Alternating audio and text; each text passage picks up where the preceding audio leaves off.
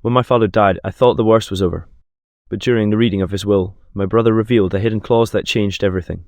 He claimed our dad left the entire estate to him alone. What followed was a spiral of betrayals, secrets, and family manipulation that forced me to uncover who I really was and what my family had been hiding for decades. My name is Marcus. I'm 41, a high school teacher in Flagstaff, Arizona. I've always lived a simple life, modest house, steady job, one ex-wife, no kids.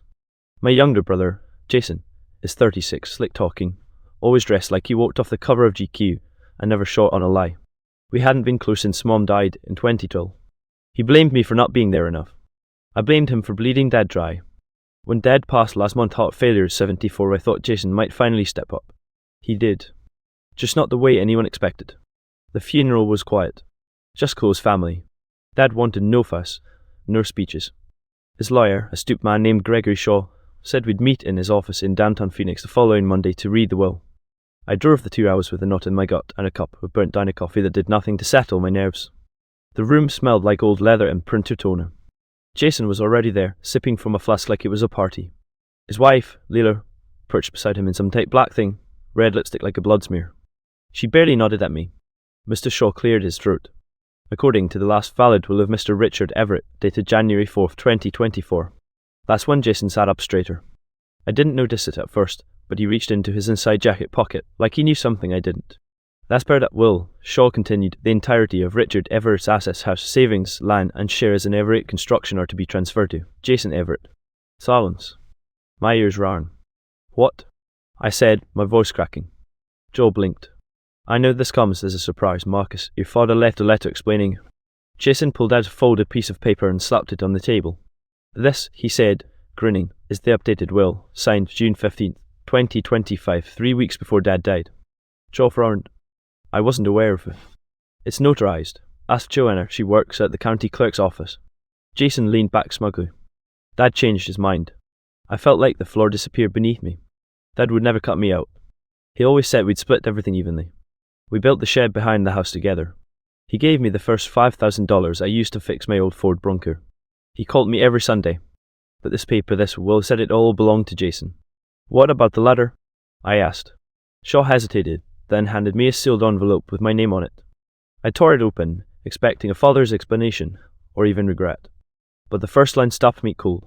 Marcus, if you're reading this, it means Jason got to you first. Don't believe a word he says. He's lying about everything. I looked up slowly. Jason was watching me, smirking. At 4:36 p.m., I realized my brother had planned this long before Dad ever died. I left the lawyer's office without another word. Jason shouted something smug behind me, probably a jab about how I always played the good son. I didn't care. My ears were roaring with adrenaline. My hand shook as I turned the key in the ignition of my truck. At 5:18 p.m., parked behind an old Taco Bell off Van Buren Street, I reread Dad's letter 4 times. Marcus, if you're reading this, it means Jason got to you first. Don't believe a word he says. He's lying about everything. I tried to fix things before it was too late, but I was sick and tired. Literally, he pressured me. The will he's showing you isn't the truth. You need to talk to Alina. She knows. Alina. My aunt. Dad's younger sister. We hadn't spoken in years. She moved to Sedona sometime after a family blowout in 2016. I never knew what the fight was really about, just that she and Jason stopped talking completely. I called her that evening. She picked up on the second ring. Marcus? Hi, Aunt Alina. Sorry to call out of the blue. You saw the will, she interrupted. I froze. Yeah, did you know? I warned your father. I told him Jason would do something like this, but your father thought blood mattered. He never believed Jason could forge his signature. I told him to go to the police when he first found out. Wait, I cut in. He knew Jason was planning this. Alina exhaled sharply. Yes, and more than that, Jason didn't just fake a will. Marcus, he convinced your father to transfer the company shares months ago, said it was for tax reasons. I only found out when I saw the transfer in public records. My mind was spinning. Everett Construction was worth nearly $4 million. I thought Dad still held the majority share. I was wrong. He used some woman at the clerk's office, she went on. Joanna something. You want proof? Go look at the notary registry. You'll see the signature matches one she made for a divorce filing 6 years ago. Jason's, not your father's. That name, Joanna. Jason mentioned her earlier. You think she's in on it? I think Jason's been sleeping with her, she said flatly. I swallowed hard. That night, I barely slept. I found Joanna Mullen's name online, still listed as a notary at the Maricopa County Clerk's office. She had a public Instagram. The most recent photo, posted a month before Dad died, was taken at a resort in Scottsdale. In the background, just barely in frame, was Jason, shirtless, holding a cocktail, his wedding ring noticeably absent. At 2:47 a.m, I knew one thing Jason hadn't just stolen from me. He had manipulated our dying father, seduced a legal officer, and forged a document to erase me from my own family. But the worst part, it worked. For now. The next morning, I drove to Sedona to meet Angelina. And she gave me flipped everything upside down. She handed me a manila folder. Inside, copies of adoption papers. For me, dated April 14th, 1984. I stared at the adoption papers in Angelina's living room, my breath shallow, fingers trembling. Name, Marcus Reed Everett. Adopted by Richard and Helen Everett. Birth mother, name sealed by court order. Date finalized, April 14th, 1984. I was born February 5th, 1984. I had never felt so hollow. I don't understand, I whispered. Why didn't anyone ever tell me? Alina sat across from me, nursing a chipped mug of tea. Her white hair was pinned up messily, and her eyes, usually sharp and amused, looked weighed down with years of secrets. Your parents never meant to lie forever, she said quietly. Helen was your biological mother. Richard wasn't your father by blood. You were the result of an affair. I blinked. Wait, what? She nodded, slowly. Helen got pregnant during a short separation from Richard. The man your real father disappeared before you were born. Richard agreed to raise you as his own. On paper, it looked like an adoption to protect the family name and estate, but blood. Marcus, that's why Richard favoured you. Why Jason always resented you. You reminded him of someone else. My chest tightened. I felt like the floor was tilting beneath me. Jason always knew, she added. Helen confessed to him when he was 15, right after your mom was diagnosed with cancer. She thought he was old enough to handle it. He wasn't. He hated you for it. Thought you were the reason the marriage broke. It all clicked. Jason's bitterness. The constant tension. The way Dad always pushed me to stay close even when I moved 2 hours away. So he forged a will, and now he's trying to erase me completely, I said bitterly. Lena gave me a sharp look. Not if you fight, you still have rights. That adoption was legal. Richard signed every paper. You're his son. Don't let Jason take that from you. I didn't answer. I couldn't. At 11:43 a.m, I left Sedona with the folder tucked under my arm like a bomb ready to go off. By the time I got back to Flagstaff, my phone had 7 missed calls from Jason. I didn't answer, but he left a voicemail. Hey bro, funny thing, turns out there's a clerical issue with the will. We should talk. Don't do anything stupid, okay? I wanted to throw the phone across the room. Instead, I did something worse. I went to visit Lila, Jason's wife. She worked as a dental hygienist at the practice on Sawmill Road. I walked in, pretending I had an appointment. When she saw me, her expression flickered surprise, then guilt. Marcus, she said cautiously. You okay? Not really, I replied. Mind if we talk? She hesitated, then nodded. 10 minutes later, we stood by her silver key in the back parking lot, the smell of pine and disinfectant clinging to the air. I know Jason forged the will, I said bluntly. I know he's been lying, and I know about Joanna. Her eyes widened, just slightly. Then she looked down. I don't want to be involved, she said quietly. You already are. A long pause. Finally, she said, I didn't know about the will, but I suspected something for a while. He's been hiding money, transfers to a business account I never had access to, over $600,000 since March. That was months before Dad died. My throat went dry. Then she looked up and said something I'll never forget. I think he's planning to leave me and take everything with him. At 12:16 p.m, I realized Jason wasn't just stealing from me. He was stealing from everyone.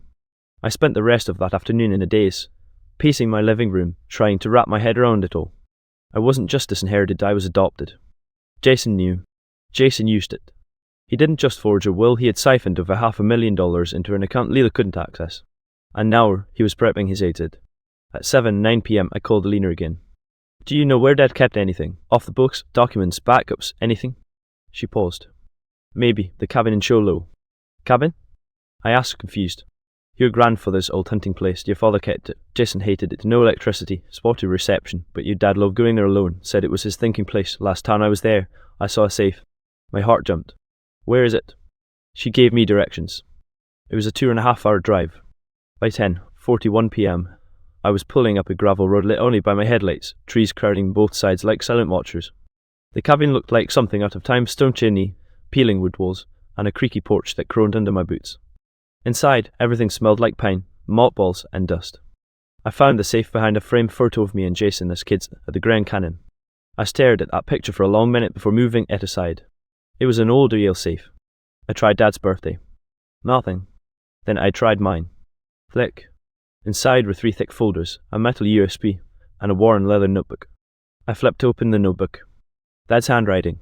Precise. Andrew. June 17, 2025. Jason asked me again to amend the will. I refused. He left angry. Later that night, Joanna called and said she finalised everything per Jason's request. I never signed anything. July 2, 2025. Found at $300,000 missing from Everett Construction's investor account. Jason says it's a loan. I don't believe him. July 12, 2025. Called Marcus. Didn't tell him everything. I wanted to, but how do you say? Your brother's robbing us blind. July 19, 2025. Made backup with Gregory. Put one copy here if you're reading this, Marcus. I'm sorry. My fingers went numb. The folder marked final will July 19 had an original document, notarized by someone else not Joanna and signed clearly in Dad's hand. I had proof. Real proof. 11:32 p.m. Standing in that dark, dusty cabin with Dad's voice scribbled into pages, I felt the first flicker of power in weeks. Then my phone buzzed. Another number. I answered. A low voice said, "You should have stayed out of it, Marcus." I froze. Then silence. I checked the call log. No number listed. No voicemail. Just emptiness. Someone was watching me, and they didn't want the truth getting out. The next morning, I emailed scanned copies of the new will and the notebook pages to Gregory Shaw and set up a meeting. But before I could get in my truck, my tires were slashed. All four. At 7 p.m., deep in the woods near Show Low, I realised Jason was ready to fight dirty. And he wasn't acting alone. I stood in the dirt driveway of the cabin, my breath rising in puffs against the crisp morning air, staring at the slashed tires like they were part of a horror movie I'd wandered into by mistake. But this wasn't fiction. This was my life now. No reception. No neighbours. No one around for miles. I waited until mid-morning when a hiking couple passed by in a jeep. They gave me a ride into town, back to where I'd left my truck 2 days earlier. On the way, I kept checking behind us, half expecting another message to appear something worse than tires. At 11:12 a.m., I was in Shaw's downtown office. I showed him everything, the will, the notebook, the folder marked evidence, fraudulent transfers. His jaw clenched more with each page.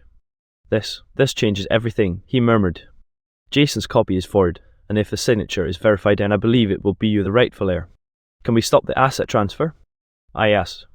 I'll file for an emergency injunction today, and we'll begin a probate challenge immediately. I finally breathed. But then Shaw looked up and asked, "Are you ready for what this will do to your family?" I wasn't, but it didn't matter. At 4:37 p.m., I confronted Jason. I showed up at his Scottsdale condo. He opened the door half-dressed, surprised, maybe even impressed. "You've got nerve showing up here." "You're done," I said. "I found Dad's real will with a real notary. I've already filed." Jason blinked, then gave me a slow, mocking clap. "Bravo, Big Brother finally grew a spine. You forged a legal document, you siphoned hundreds of thousands of dollars, you manipulated a dying man." He laughed. "So what, you think this is about money?" He stepped closer. His breath reeked of whiskey. "This was never about money, Marcus. This was about Dad. You were always the golden boy. He gave you everything. I got scraps. Do you think I didn't notice? He built that company off my back, but only ever looked at you like a son. Because I was his son, I shot back." Jason's smile died. "You weren't. Not really." I felt something snap behind my ribs. And I made sure he remembered that when he signed the first version of that will, he said it. He admitted it. I pulled out my phone and pressed stop on the voice memo. He paled. "You recorded that?" "I'm not stupid, Jason." For the first time in years, I saw fear flash across his face. But it was gone just as fast. "You'll regret this," he said quietly. "You think I'm the only one who wanted you gone?" I frowned. "What the hell does that mean?" He smirked. "You really think Leela didn't know? You really think Adelina's the hero you believe she is? People lie. Marcus, we all do. You just finally got good at it." Then he slammed the door in my face. At 5:03 p.m., I stared at the door and felt the seed of doubt bloom in my gut. Had I been played again? Who could I really trust? Back in my truck, a text came in from an unknown number. A screenshot. Bank transfer. $75,000 wired from Alina Everett to Leela Carson. Timestamp 2 days before the reading of the will. My hands went cold. At 5:07 p.m., I realised I'd just stepped into a trap laid by more than one person. And the betrayal wasn't over.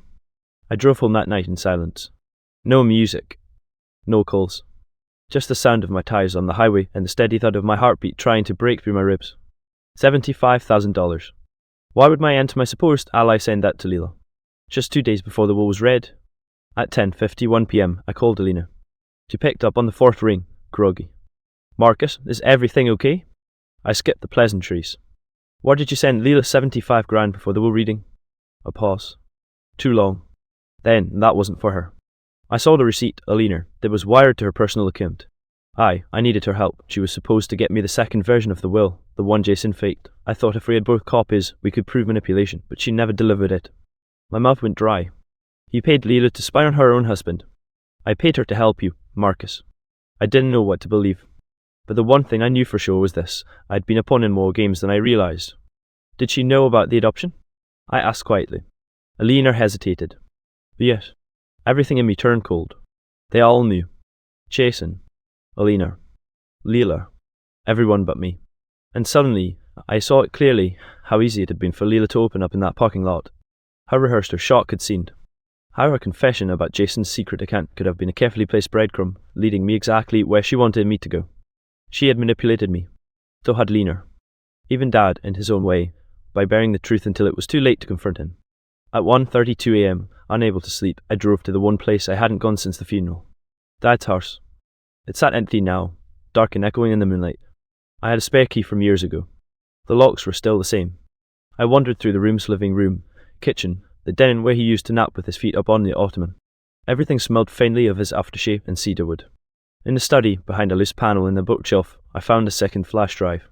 It wasn't labelled. I plugged it into my laptop right there on his old desk. Inside, video files. Dozens. One titled For Marcus. Dated July 25th. The day before Dad died. I pressed play. His face filled the screen. Tired, frail, but clear-eyed. If you're seeing this, then Jason went through with it. I'm sorry, son. I didn't know how to tell you. I was afraid you'd hate me. I wasn't your father by blood, but I loved you like you were. Always, more than Jason ever knew how to let me. He coughed, wiped his mouth. Alina knows things, but don't trust her completely. She always had her own reasons. And Leela, she came to me 3 months ago, said Jason was going to destroy you. But I think she was lying to me and to you. He paused. The real key isn't the money. It's the file labelled Everett Transfer 29X. If anything happens to me, take that to the board. It proves what Jason did with the investor funds. They'll vote him out, and maybe that'll be justice. The screen froze on his face mid-blink. I found the file. A full transaction history, complete with internal emails between Jason and a Cayman Islands banker. Fraud. Over $1.03 million in hidden offshores. At 2:04 a.m., I realized I had everything I needed. Evidence. Testimony. A confession on tape. And a trail of betrayal that cut through everyone I trusted. But I didn't want revenge. Not yet. I wanted Jason to see it coming. I wanted them all to know the truth was about to drop. So I did the one thing none of them would expect. I booked a public board meeting at Everett Construction, and invited every single one of them. August 4th, 9:00 a.m. Room 406 of the Everett Construction Corporate Building, Phoenix. I sat at the long polished oak table, laptop open, Dad's final video queued and ready. I'd shaved, put on the only suit I own, and practiced every word of my opening in the mirror for hours. But I still felt like I was breathing underwater. Jason arrived first. Of course. Flanked by his attorney, smirking like he already won. Leela came in 10 minutes later, wearing a beige blouse and stiff expression. She wouldn't look at me. Then Alina. No smile. Just a tight nod as she took her seat across from me. The board members trickled in grey-haired, sharp-eyed men and women I barely knew, but who knew me as the other Everett brother. Once everyone was seated, I stood. Thanks for being here, I began, voice low, steady. Before we begin, I'd like to play a short message from my father Richard Everett, recorded July 25th, 2025. Jason's body tensed. Too late. I hit play. The room went dead quiet as Dad's face filled the screen. They listened to every word, every warning, every apology. When it ended, I took a breath. Attached to the video, I said, turning the laptop toward the screen behind me, is a document titled Everett Transfer 29X. It contains a full record of wire transfers Jason Everett made a sum exceeding $400,000 a time to offshore accounts under fake LLCs. The board was never informed. This constitutes embezzlement and fraud. Gasps. A few board members shifted, whispering. Additionally, I continued, the will presented on July 29th was a forgery, signed under the influence of a woman Jason was having an affair with Joanna Marlin. That will has been legally challenged. A legitimate, no-dries copy, found in my father's cabin safe, has already been submitted to probate court. Jason finally snapped. You're not even his son. Silence. All eyes turned to me. I smiled, tired but resolute. I may not share his blood, I said.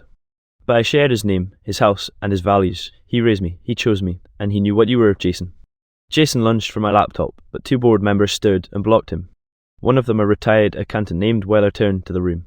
I moved that we suspend Jason Everett effective immediately pending investigation into financial misconduct. Seconded came another voice. It was unanimous. Jason was out. At 9:54 a.m., he was escorted out of the building, cursing, furious, humiliated. But I wasn't done. As everyone packed up, Leela stopped by the door. "Marcus, save it," I said, cold. She hesitated, then slipped a piece of paper onto the table and walked away.